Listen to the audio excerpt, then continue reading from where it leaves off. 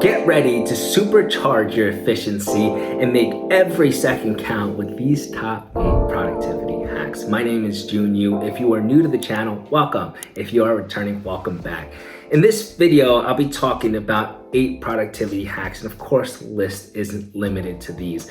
But I found these 8 to be ones that were really beneficial to me, and also the ability to integrate them is not as difficult. So in other words, you should be able to watch this video and come out of it being exposed to some new productivity hacks and be able to implement them right away so that you're able to make use of them, you're able to receive and reap the benefits of them, hopefully immediately. If you get any value out of this video, please make sure you like, make sure that you comment your thoughts about it, and of course, subscribe. With that being said, sit back, relax, and enjoy the video. I will group the first set of productivity hacks underneath the umbrella let's call procrastination fighters. The idea is these hacks have helped me reduce the amount of procrastination in my life. Now, procrastination, why does it happen a lot of times? Well, for me, if I was to break down all the layers and understand the reasoning behind my procrastination, maybe it will help me reduce it. So what I found is that procrastination doesn't happen for me because the task in and of itself is this extremely complex, overwhelming thing in and of itself. Instead, us as humans, we have a natural tendency to overthink. Give me hands up if you're an overthinker, because I am. And whenever I'm introduced to a new task, I overthink and I start to create these artificial complexities if I overthink for long enough. Artificial as in, they're not actually there. I just make them up. And that makes it that much harder for me to start the task. And then it's this vicious cycle. I'll continue to delay it. I'll continue to create even more artificial complexities, and then I'll just never do it. And that's the problem, right? When it comes to procrastination. So any technique that can reduce the initial friction point, it can make the initial task a lot less daunting, I have found works extremely well. So there are 3 that I will talk about. The first one is probably the most popular technique across students, the Pomodoro technique. And why this is incredible, it's that it does just that. Basically, if you're unfamiliar with the Pomodoro technique, you can find a ton of videos about this, but you commit to 25-minute intervals called Pomodoros, and after a few of them, you take a longer break. And so basically, after Pomodoro, you might have a 5-minute break before the subsequent Pomodoro. And then after 4 or 5 Pomodoros, you'll take a 30-minute break. And think about how that sounds. Instead of me saying, I'm going to study 4 hours, that's a long time. Nobody wants to do that. But I could do 25 minutes. I could do that, right? It makes the initial task a lot less daunting, and it increases the likelihood that you'll actually start. And what happens is that after you do the first Pomodoro, you start to break down a lot of those perceived complexities. You dismantle them. And you're thinking, oh, it's not that bad. I'll do another one. And so you build really 2 things moving forward. You build positive momentum into the subsequent Pomodoro, and 2, you build confidence because you're actually able to follow through with what you committed to, which was that first 25 minutes. Great solution. I would highly recommend it. I personally don't use 25 minutes. I've been able to, let's say, graduate to a higher time interval, so around 40 minutes, but it's the same idea. For me, 25 minutes is not enough to get into a good flow state. 45 minutes is preferable. I would recommend it. Now, the second technique underneath this cohort of procrastination fighters is the 5-minute rule. And this was a big game changer for me, and actually a very consistently integrated method throughout the first 3 years of college. And what it suggests is it makes the initial task even less daunting. It says 5 minutes. I will commit to 5 minutes of work before deciding whether to continue or not. 5 minutes. That's like scrolling a few videos. 5 minutes is nothing. And that has tremendously made the initial task less daunting. So it works really well for me. I actually brought around with me a sand timer that was for 5 minutes, and I would keep it in my bag and use it for that reason. So every time that I would go to the library, I would just pop it out. And this was really helpful for me because it was accessible, but more than anything, it didn't require me to use the internet for a timer. It didn't require me to use my phone for a timer. So there was a lot less chance of distraction. And every time that I found myself getting distracted, not wanting to do it, I would just flip the timer so the sand would go the other way. And I would just stare at it, because looking at that would at least keep my focus within my stationary versus me like looking elsewhere and being further distracted. And then quickly enough, looking at a sand timer gets boring. And that means the next best thing to do for me would be to go back to work. And so it works really well for me. The 5-minute rule is great. This next one, it's called the 3-2-1 method. And this really requires you to practice this habitually. And it almost becomes a subconscious habit. And once it becomes a subconscious habit, then the power is really unlocked. So the 3-2-1 method is basically anytime you don't want to be doing things, you count down from 3. So for example, when I wake up in the morning, I don't set multiple alarms. I just have one. But once the alarm goes off, I roll over and say 3, 2, 1, and then I get up. Why does this work? For a few reasons. One, it changes your focus point. Instead of considering how much you don't want to be doing the task and focusing on creating artificial complexities, you're counting down from 3. And that isn't a passive technique, that's active. You have to actually count down from 3. So it brings your attention away from creating any further complexities. But more than anything else, it doesn't allow you to hesitate, because the more you hesitate, the more you're not going to want to do it. When you count down from 3 subconsciously, after doing it, you just immediately do the action. And you start to recognize, oh my goodness, the initial friction point was the hardest part. Actually getting up out of my bed, everything after that is pretty easy. I can go about my morning routine without a problem. It was just getting out of bed onto the cold floor that made it really difficult. I highly recommend that as well. But that, again, is more of a powerful tool once you can practice it so much that it just becomes a habit. If you were to think about doing the 3-2-1 rule, then I think it loses a little bit of utility. But the moment something happens, right? Like even in the gym, when I don't want to do another set, I just think 3, 2, 1. And I just pick it up and start going. And I'm like, okay, that's great. I can continue going. But it was that initial friction point. So this first cohort of procrastination fighters falls underneath the umbrella of how can you make the initial task a lot less daunting. Those are just 3 quote unquote hacks that I would recommend and I would urge you to try. Number 2, identify your peak productivity window.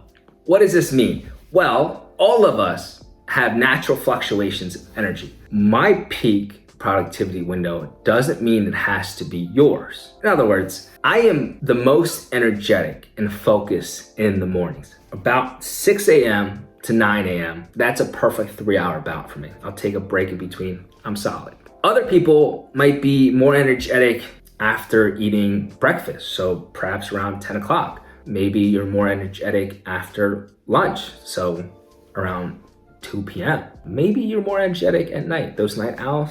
You see, it's not about exactly when it is, it's about identifying it and then optimizing it and leveraging it for your peak productivity window. And so what you should do in your peak productivity window is you should reserve that time for your most demanding tasks. So when I wake up, I know exactly what I'll be doing within that 3-hour bout, and it'll be the most intensive work that I have that day.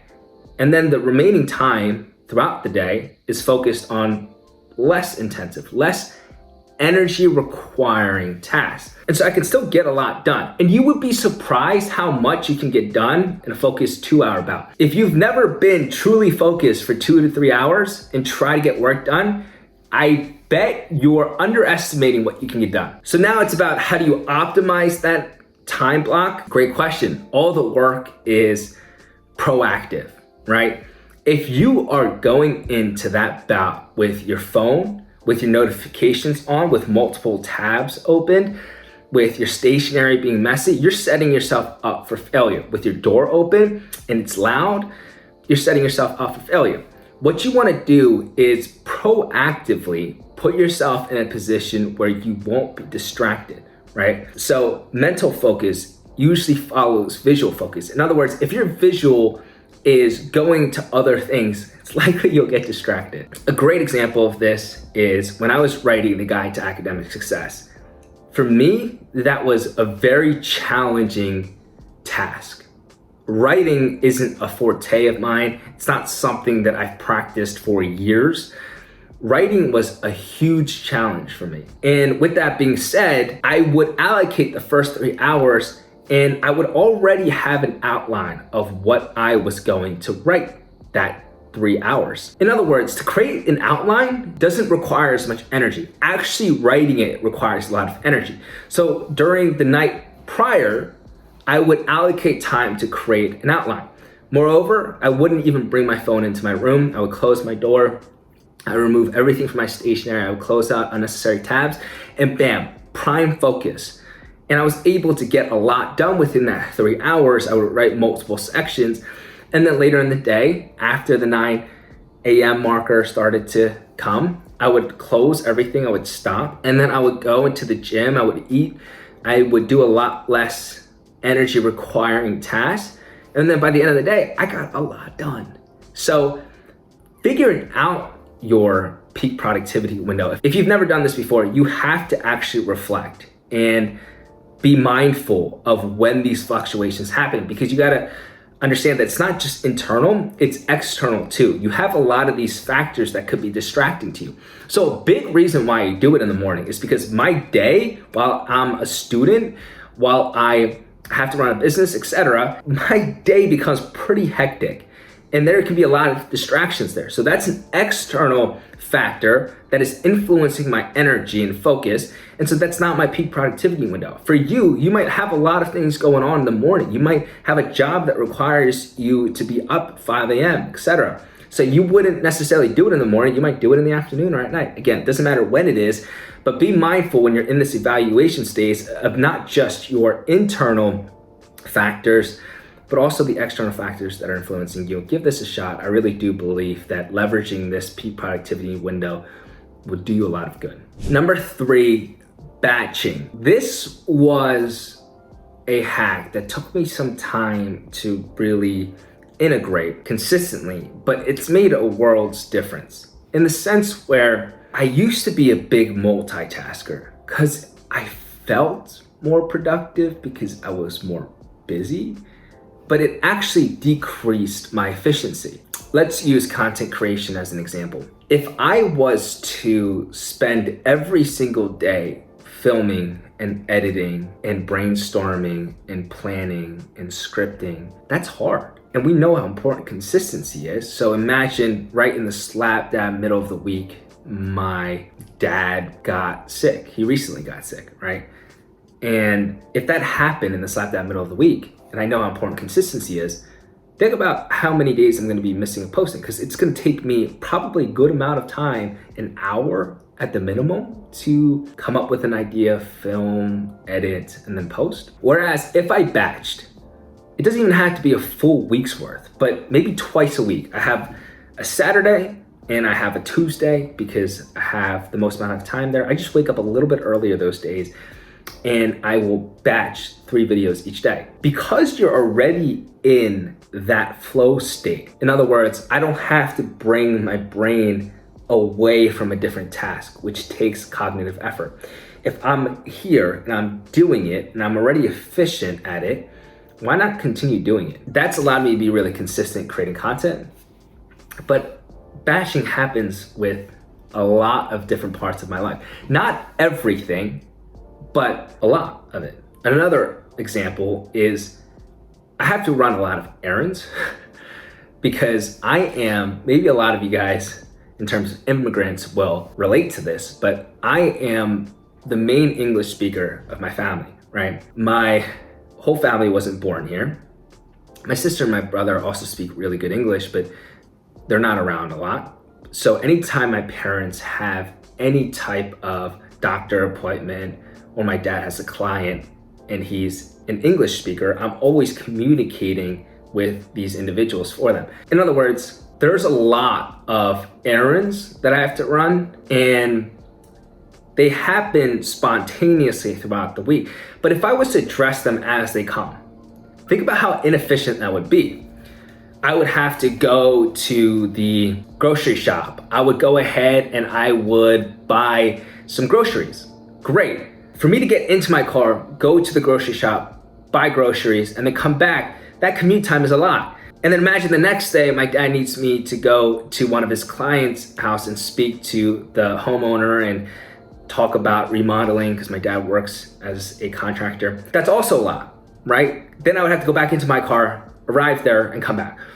What if I was able to batch all of those in one day, which I do now, right? So I tell my dad and I tell my stepmom, hey, in case, unless it's emergencies, right? In case you need me, I will be available on Thursday nights from 4 p.m. to around 7:30. I can do all of your tasks every single week during that block. And by delegating that time to batch all of the different errands, it's a lot more efficient versus me doing them on separate days as they become spontaneously exposed to me.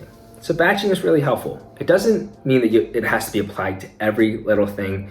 We know that studying requires spaced repetition. So I'm not talking about necessarily how you study, because I don't want you to think cramming is the way to go, but I think that's well understood. So try to batch as much as you can for very repetitive tasks. Use a night alarm. Now, I know most people are familiar with the morning alarms, and hopefully you use those, but night alarms are, I found, just as important in terms of my productivity. Without me going into all of the nuances, hopefully by now everyone knows how important sleep is. If you don't, all I'll say is, as a biomedical engineer, I take some really high-level classes for my master's program, and all of these professors that are the best at what they do, the one connection between a lot of these classes is the importance of sleep. So hopefully that says something.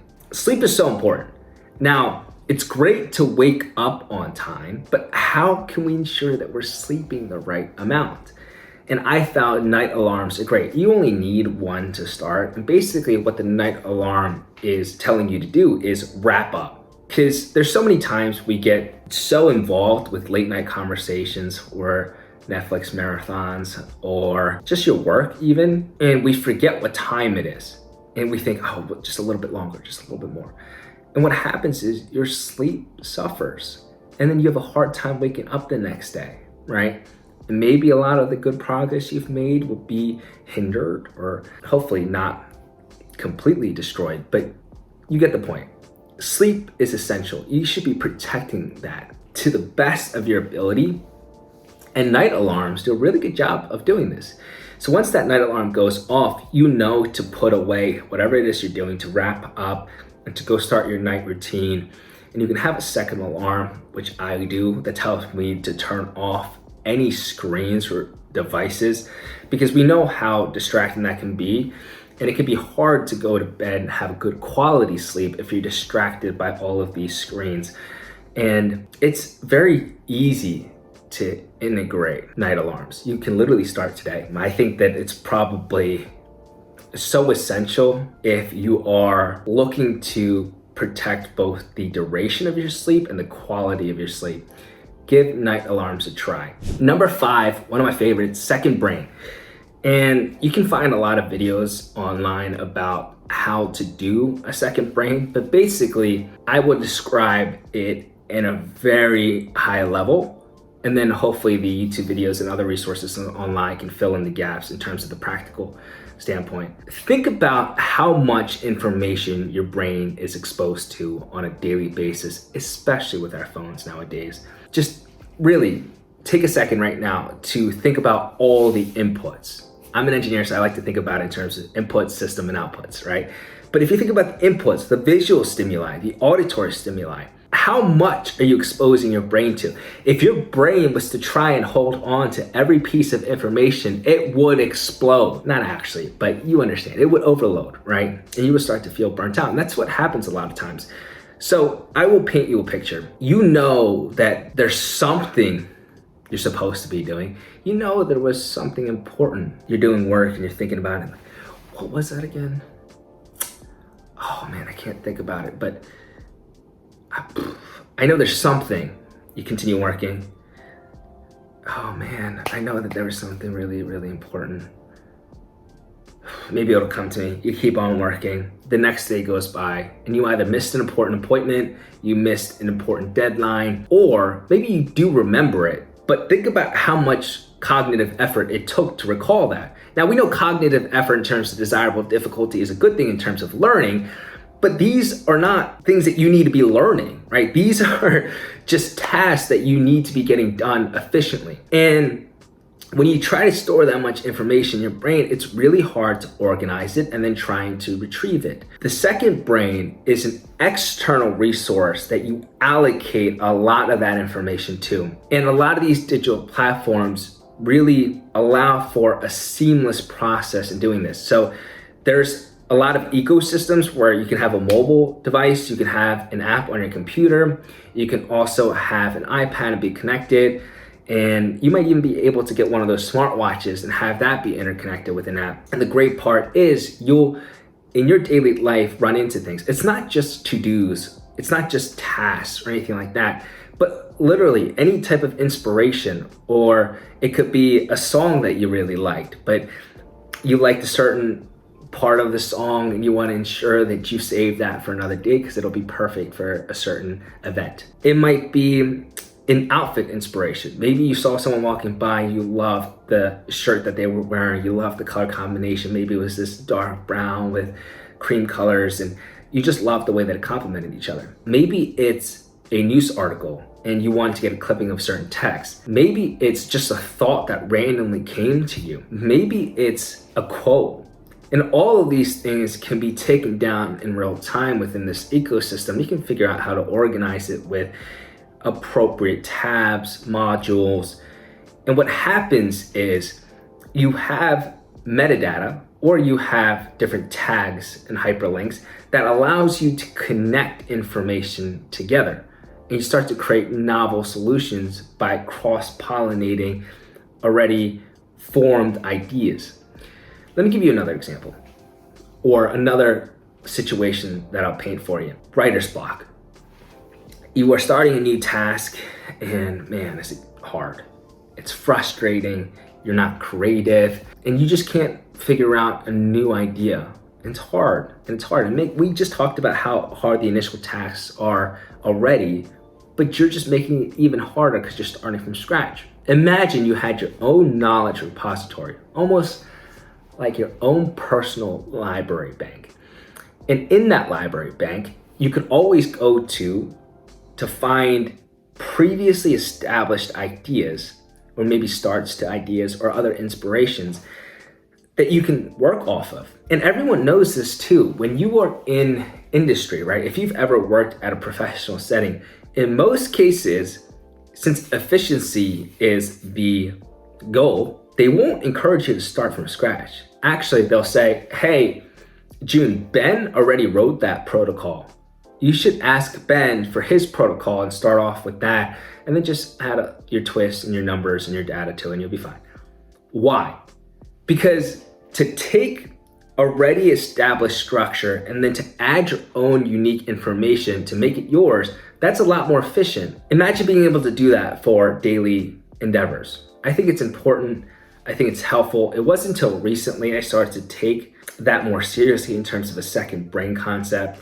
And again, I've been watching a lot of YouTube videos to help me, and I think that that would be a really good start for you. And I can certainly take you on my journey with second brain in the future if that's of interest. Try and find a way to allocate and streamline a lot of this information and processes so that you are using cognitive effort for where it matters, not where it doesn't. Number 6, focus on micro wins. I've heard this be called a daily highlight too, and it really centers around the same idea.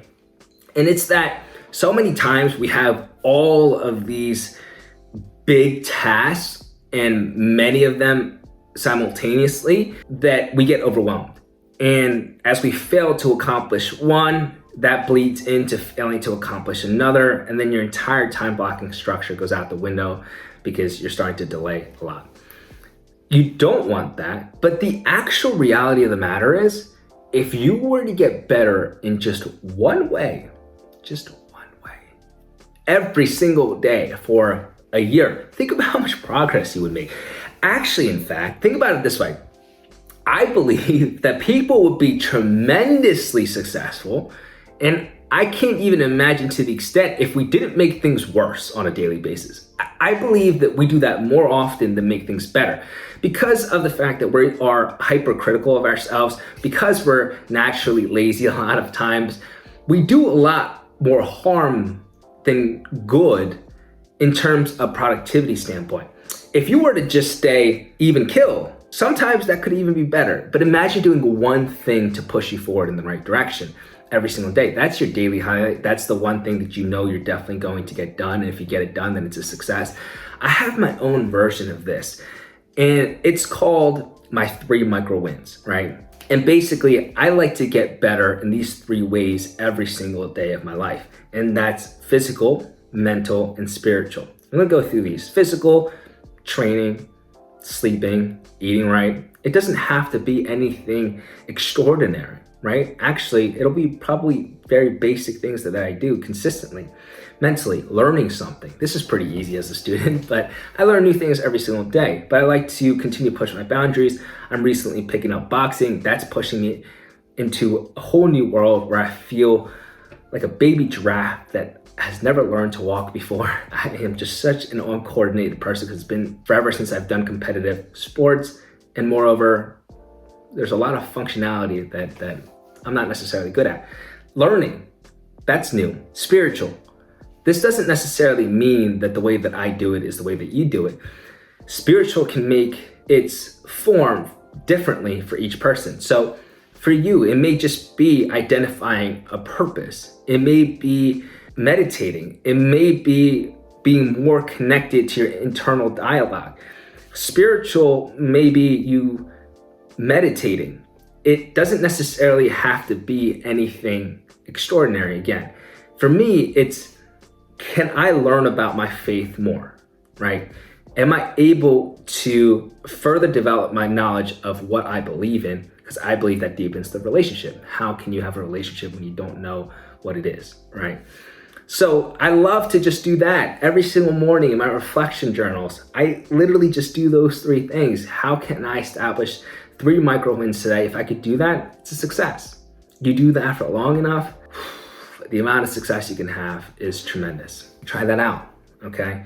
Establish micro wins. Number 7, time blocking. And I've talked about time blocking so many times across my pages, and I feel that I've already made this point pretty clear, but I have to mention it if we're talking about productivity enhancers. And really, again, there's these polarizing views of schedules. There's a group of people that think that nobody should schedule, that you should have all the freedom in the world, and that scheduling is very strict. And then the other group thinks I should schedule every single period of my day, and it should be all involving work. No, more in the middle, right? Time blocking is essential, but the way that you do it matters, okay? Always, this is a non-negotiable. Insert blocks for rest and play. Those are supposed to be energy providers. They're supposed to rejuvenate you. They're not supposed to make you feel guilty, which happens a lot if you just spontaneously go ahead and do something, right? Because your mind will be focused on the outstanding task that you probably could have done, and maybe you're thinking you should have done. They're supposed to be energy providers, so don't feel guilty doing them. Allow yourself to really appreciate the moment because they're important. Time blocking allows you to do that while also being able to proactively manage your time. We all know about this internal struggle that happens when we are making decisions. We make thousands of decisions a day. If you are making a decision, you're wasting cognitive effort between decisions, and the longer you do that, the longer you procrastinate, and the more unlikely you will be to doing that task. Time blocking allows you to do the scheduling away from that internal battle. Because in that internal battle, your mind is doing everything to get you to do it, or at least feel guilty about not doing it, and your body wants you to stay stagnant and not do anything. When you create that time blocking schedule away from that internal struggle, all you do is follow that to a T, because you know that you made that schedule before having all these second thoughts and making these excuses. You know that's the best method, this time blocking schedule you created for yourself, which has rest and play inserted into them so you're not being overworked or overwhelmed or burnt out. It makes it very, very easy, especially for those procrastinators. Time blocking is essential. Number 8, and I saved this one for last, specifically because I don't think it necessarily applies to everyone in their current stage of their lives, but I believe that it will be helpful and even necessary to most eventually, and that is delegating. You have to understand that your time is the most valued asset that you could possibly have, and you want to be sure that you will be using that appropriately, because you're not getting it back, right? And so, for example, you will have a subset of skills that you are better at. And in most cases, it makes a lot of sense for you to leverage those skills for certain areas of a project, whereas other areas in which you are lacking the experience in, it probably makes sense to delegate it to another individual, or maybe tasks that just in general doesn't require that much skill at all, and you can always have that be delegated as well, so that you have open up time to do what you're good at, so that you're able to be as efficient as possible. We understand that these windows of opportunities are short, and if you are delaying the progress simply because you're not making good use of your time, that's a bad idea. So delegating really, really works well. For example, let's think about social media, right? If a creator is really great at making content and they love that aspect, right? They figured out a way to gain a lot of exposure while sending the message that they want. They absolutely love it. But at the same time, a creator has to make money if they're trying to do that full time and provide value to his or her or their audience members on a consistent basis. But it probably doesn't make much sense for the creator themselves to create all these pitch decks, to talk to a lot of these companies, to enter these meetings, when they could always bring on an individual that is really good at doing that, and they can take that responsibility off of their plate. But think about it. Bringing someone on will probably mean they can actually cold email more companies, meaning that there's more opportunity and hopefully more money coming in. And the creator can focus on creating content so their audience continues to grow. They're able to stay interactive with their audience members because their attention and focus is there. And so they're creating really good videos for these companies, and that even opens up more windows. So more money is coming in so that they are able to compensate the person that they brought on to do their job while still making more money. That is appropriate delegation. But it doesn't even have to be from a money standpoint, right? It doesn't have to necessarily be profitable. But think about it. Maybe I really enjoy spending time with my family, right? Maybe one day I am successful enough that I can just bring on people to handle the day in and day out tasks that, again, don't require much expertise and is not that good use of a time for me. So instead I bring on people, and yeah, maybe it's not necessarily profitable, but it opens up time, which is again the most valued commodity. It's the most valuable asset, and I can spend that with my family. That's another great way of delegating. It doesn't necessarily have to be profitable, but you understand that delegation opens up a lot of freedom, and it opens up a lot of resources, and opens up a lot of opportunities to do what you love to do. That was 8 productivity hacks that have worked tremendously well for me. And I hope that you were able to get some value out of it. I encourage you to try some of these, maybe all of them, or a culmination of some of them. And let me know how it works for you in the comments. I hope that you enjoyed it.